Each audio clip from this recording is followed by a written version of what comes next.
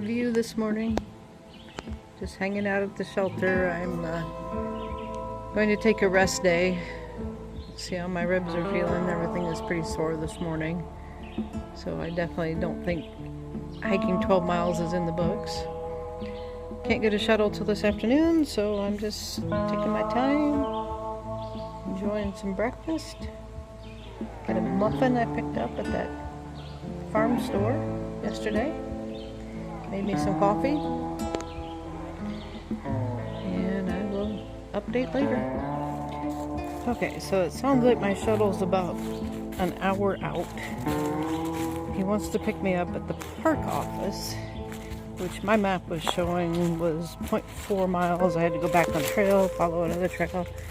But he says this kind of unofficial trail through the woods is going to take me there. So we're going to go see. Hope this is right. There's definitely a building here, so we'll see what we can find.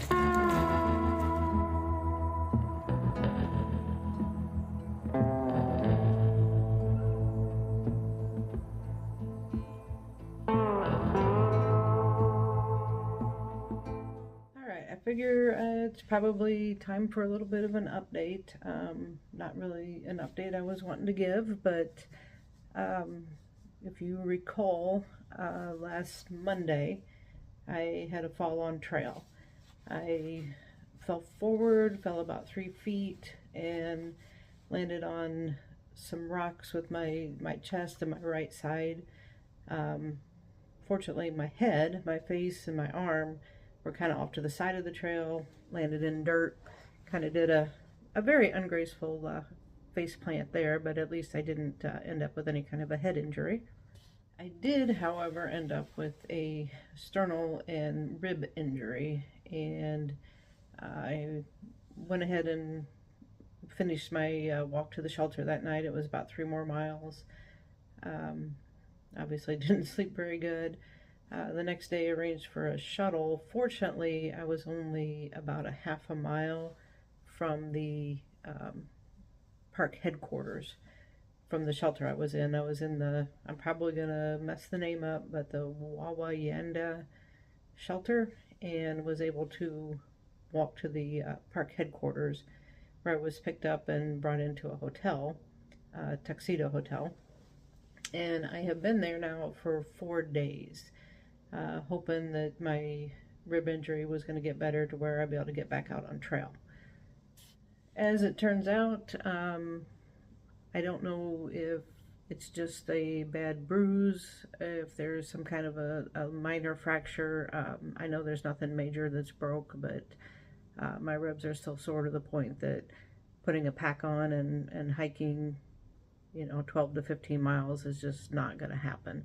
So rather than keep hanging out at the hotel, I'm actually going to hop on a train this evening and head back home. So at this point, my journey has come to an end.